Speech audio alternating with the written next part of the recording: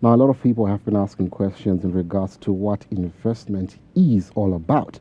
And some of the questions that they have is to do with investing is what should I do to invest? How should I invest? And what are the benefits of investing? Today on Your Wealth, we're going to be dwelling much on the benefits of investing, how you should invest, and who should invest.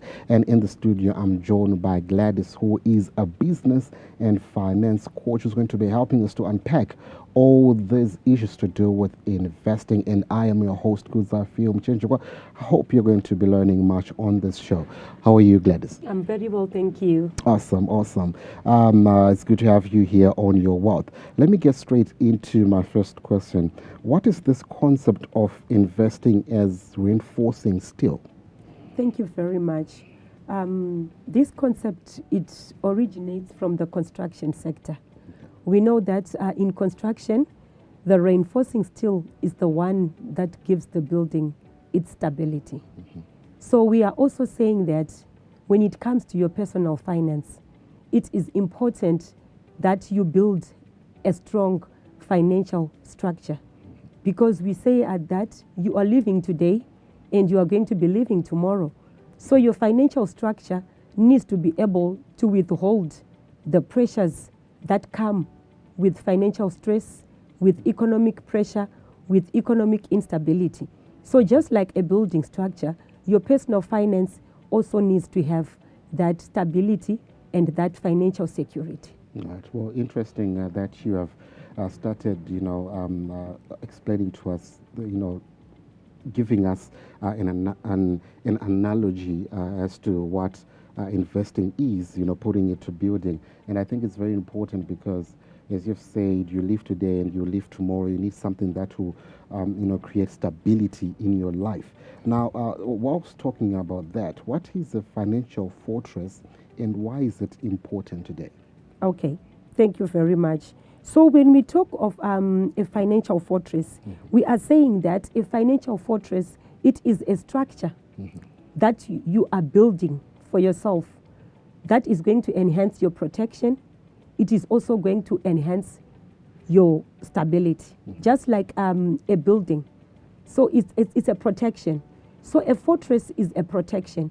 So we are saying in your personal finance, what is your protection when you are going to meet uncertainties like COVID-19 that we experienced during the period 2019 to 2021? That was an uncertainty.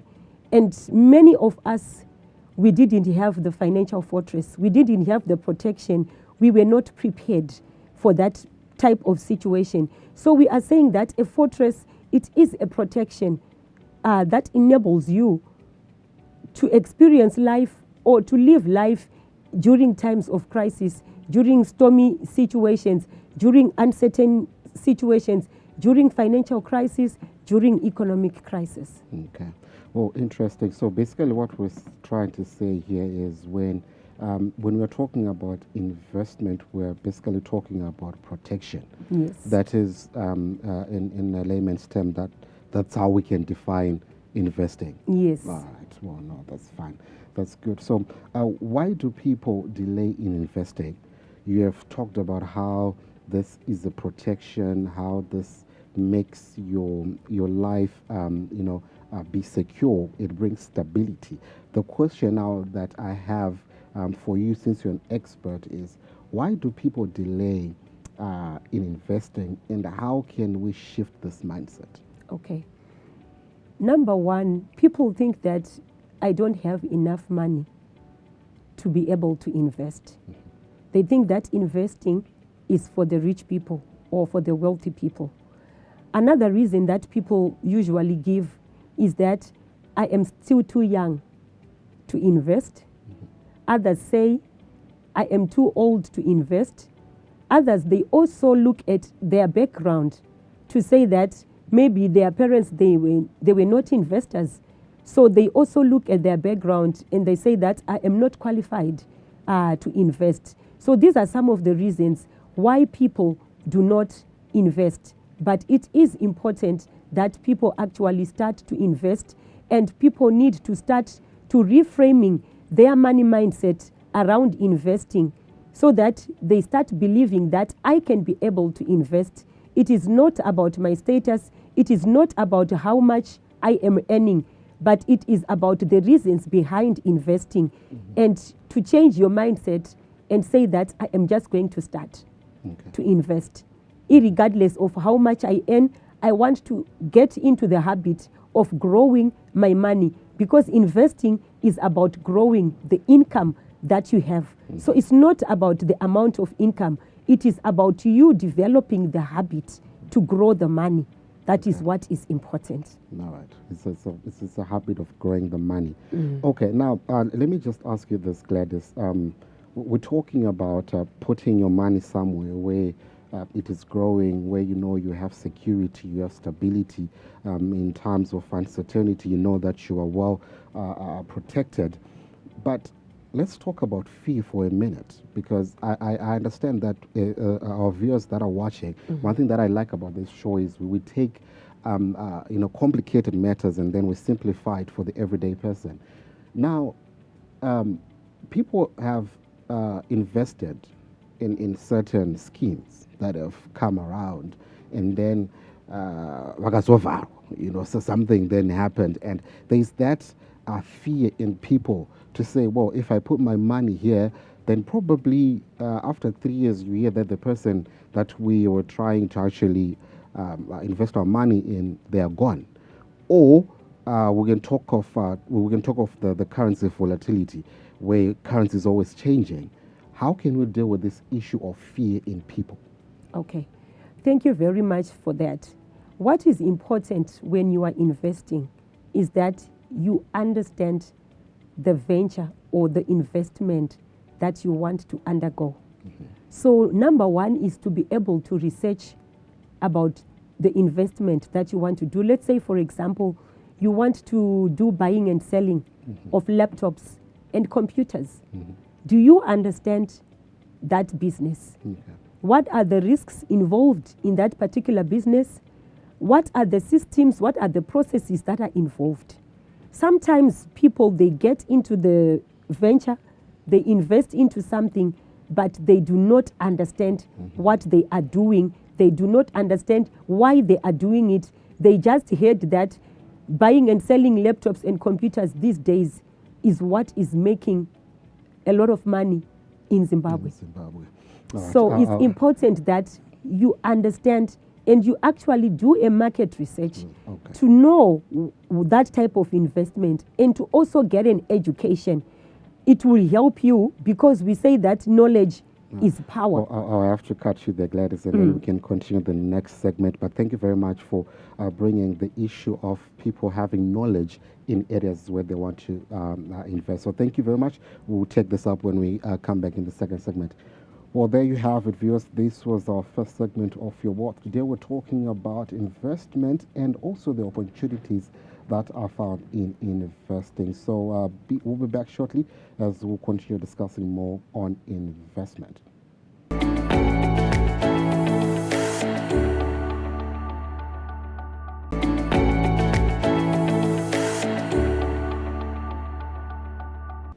Welcome back to the second segment of Your Wealth. I'm joined by Gladys, who is a business and finance coach. And today we are focusing on investments. Who should invest? Why should they invest? And also the risks that are there when we're talking about investment. Now, Gladys, in the first segment, I asked you a question on the issue to do with why people delay investing. And one of the reasons you said is people have got a mindset where they believe that investing is only for the rich. Can you please elaborate on that? Okay. People, they have a mindset that I do not earn enough money, so it means that I cannot invest. That's one of the major reasons. The other reason is that people, they say that I am too young to invest. But actually, that is a mindset which we call a negative money mindset. What is important is actually for the people to reframe that mindset and tell themselves that I can invest, I can start investing, I am able to invest. So changing your mindset actually brings things to you, attracts things to you, and it causes you to start acting in a certain way, because your mind is now telling you what to do. Your mind is now believing that I can be an investor. I can actually start investing. It's not about my age. It's not about the money that I earn, but it's about me growing a mindset that says that I can be able to grow my money. I can be able to invest. So that is what is important, to reframe your money mindset around investing. It is the first step that will enhance you to actually start investing and to be on the good road of being a good investor. All right. Well, interesting. Now, let's say our viewers have managed to comprehend what you're saying about changing their mindset and also preparing themselves to venture into investing.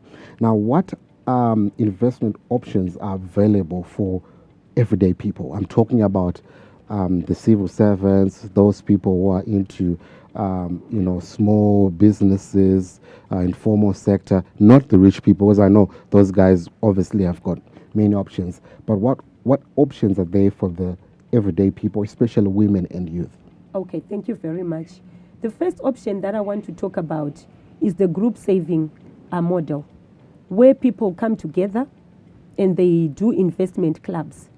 In Shona, we call them mikando. These are rounds or stokvels. So people come together, they agree, maybe they are a group of women, 10 women or 10 youths. They say that we want to contribute $10 per month. And this $10 per month is to enable us to buy some goats. So we are encouraging that these stokvels or these investment clubs are to buy certain assets that will help the group members to what? To actually grow their investment. So every month they are contributing $10. And so, for example, if they are 10, they are contributing $10 each. So it means every month they have $100. In certain areas, a goat can cost $30. So it means every month they are able to buy 3 goats. And they are actually growing their investment as a group. By the end of the year, each person is now owning 3 goats. So you are already investing at a very low level. We even look at the women who do vending, who buy tomatoes and sell tomatoes. They can even contribute $3 every day. So it means they are a group of 10 women. They are contributing $3 every day, which means they save $30 every day. How much are they going to save at the end of the week and at the end of the month? They are going to save quite a lump sum of money, and they invest that money into assets. Bigger groups can even buy houses for each other or residential stands for each other. So this is a basic way of investing for a lay person in Zimbabwe. Well, interesting that you have brought the issue of rounds. Because some people didn't see them as investment.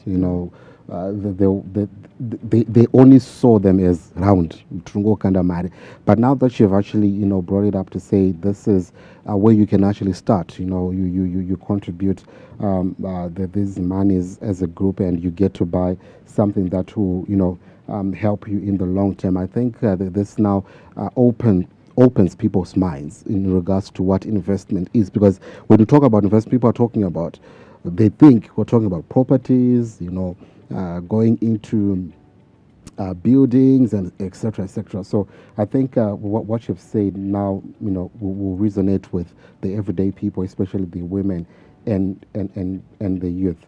Now, can someone invest when they are in debt? Can someone invest when they are in debt? Yes. Yes, they can invest when they are in debt. So when a person is in debt, what is important for them is that they need to be able to have a debt management plan or a debt reduction plan. Right. There are 2 methods that this person can use to manage their what? Their debt. So what is important is that they need to be able to budget. So in their budget, they actually have a debt repayment plan. So they can start with the low interest debt. Let's say their lowest debt is $100, their biggest debt is $500. So they can arrange those debts in that order. They start clearing the debt that is $100. The other method is that they start dealing with the debt that is $500, which is the highest interest debt. And they start doing a repayment plan on that. But whilst they are having a repayment plan, they can actually be investing into something that is growing their money, that is going to earn a bit more money, that can then even help them to pay their debt through a payment plan that they would have agreed with the person that they are owing. So it's actually possible that a person who is in debt can actually invest. Let's say, for example, they can start doing a buying and selling business. Maybe they are selling some perfumes, which they order for $2 and they sell for $5. So it means they are making a profit of $3. If they are able to push sales of 100 bottles, they have made a profit of $300 within a month, and they can take $100 from the profit and contribute to their debt repayment. So it's actually possible that when you are in debt, you can actually still invest. Invest. Yes. All right. Well, as you were talking about how someone can, create a debt management plan, something just came to me, and I thought I should ask you this: what role does discipline play in investing? Discipline is very, very important. So one of the disciplines that is important in your investing is having a budget.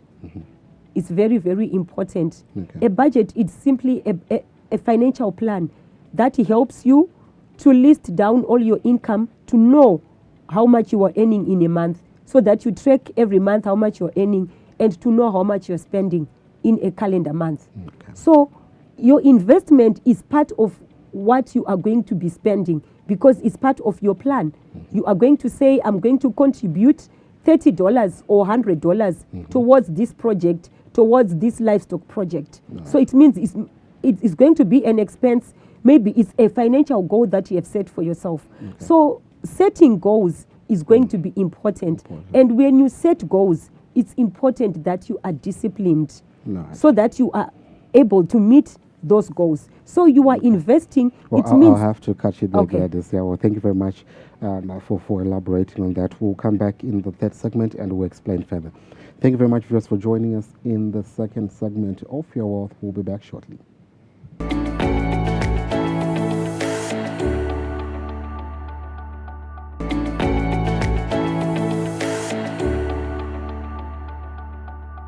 Welcome back to the final segment of Your Wealth, and today we are talking about investing as a reinforcing skill in one's life, and we're focusing especially on the everyday person.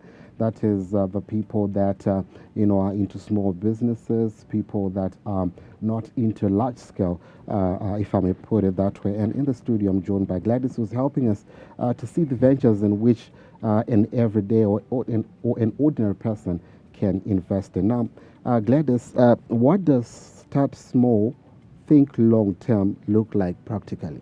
Okay. It means that you can start from where you are with what you have. You don't have to start very big. Okay. You actually have something that you can sell so that you can start to invest. So it's important that you actually start saving towards those investment goals. You can even start by putting $2 aside every day. And by the end of the month, you have $60. And with $60, you can order some perfumes for $1 and sell them for $3.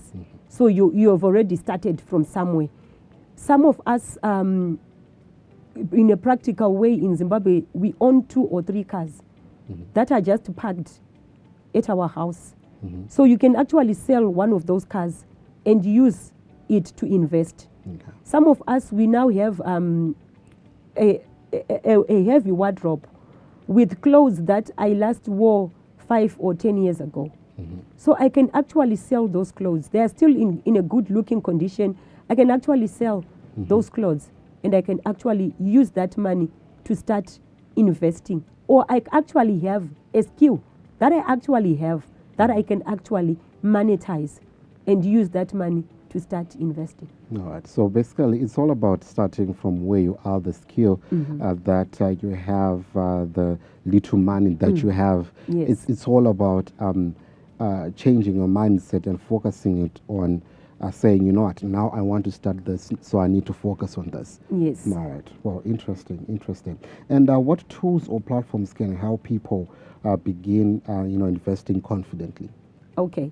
For people that want to learn how to invest in shares, in stocks, in Zimbabwe we have the Zimbabwe Stock Exchange, we have the Victoria Falls Exchange. So the Zimbabwe Stock Exchange, it trades in the local currency.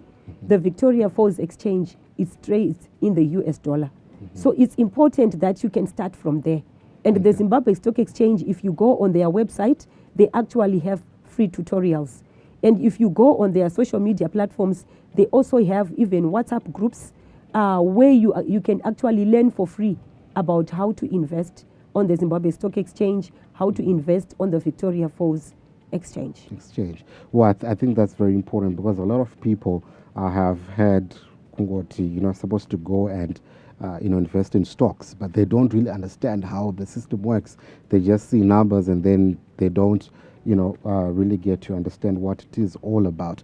But as a coach, do you think an ordinary person who is working in a boutique or who is selling tomatoes, do you think investing in stock exchange is a good starting point? Yes, it is a good starting point because you can invest from as little as $10 US. Okay. So it is actually a good starting point because you are thinking short term and long term. Because when you are investing in stocks, you actually earn a dividend when the company that you have invested in performs very well and declares profits. So you actually are earning. So your money is actually working whilst you are also working in your business. So it's actually a good way to start investing. It's just that people are not really educated about investing on the Zimbabwe Stock Exchange and the Victoria Falls Exchange, which is why people should actually attend financial education classes to get more knowledge and more understanding about such business, such investment ventures. No, interesting. And how can financial institutions specifically help women, youth, and families make smart money moves? Okay.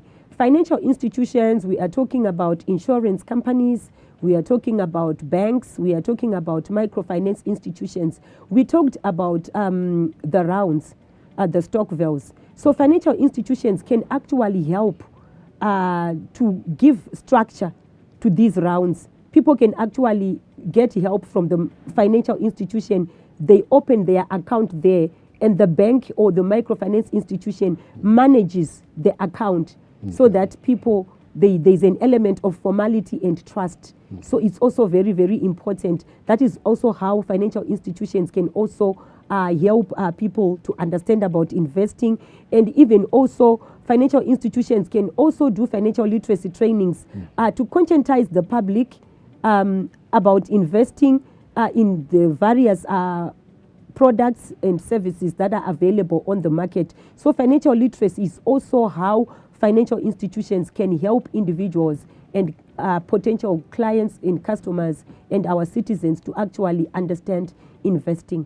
They need to do a lot of awareness programs like what the Reserve Bank does during the Global Money Week that is done every March, where they are giving a lot of awareness. And there at the Global Money Week, many financial institutions, they will also be there to actually talk about the various products, savings products, investment products. So it's important that financial institutions actually educate the public. Now, I just wanted to ask you, Gladys, do we have any platforms where, let's say WhatsApp groups, where people can actually learn on this topic of investing, where they don't have to pay money, just basic general knowledge that one can get for them to understand this topic or investing? Yes, we actually do. I talked about learning about the Victoria Falls Exchange, the Zimbabwe Stock Exchange. We have the platform called C-Trade, where you can actually learn about trading in stocks and shares. Okay. So they actually have a WhatsApp group where people can actually learn for free. And we also have the WhatsApp platform for intelligent business consultancy, where people can actually learn about tips, about how to grow their money, which is very, very important. We also have platforms like My Money Project, where people can actually get to learn tips about investing, saving, budgeting. All right. Now, as we close up, what would you want to tell that ordinary citizen, that ordinary person who's watching right now, who's been motivated by what you've said? You know, you can start small. We spoke of the start small, think long-term approach. What do you want to say to that person as we round off? Thank you very much, Kudzi. I want to say that it's important that you reframe your mindset around investing and start telling yourself that I can invest, I am able to invest. I also want to say that start from where you are with what you have. Indeed, you are able to invest. All right. Well, thank you very much, Gladys, for coming through, and thank you for breaking down what investing is, and also opening our mindset in regards to what it is and how we can, approach this topic. So, thank you very much for coming through. Thank you. Well, there you have it, viewers. Today we're talking about investing, and I'm pretty sure you managed to understand that you have an opportunity to invest, and you have an opportunity to actually start now. So I hope you managed to, get some few points that will help you to start your investment journey. So thank you very much for joining us on Your Wealth. My name is Kudzafi Mchenjikwa. See you next time.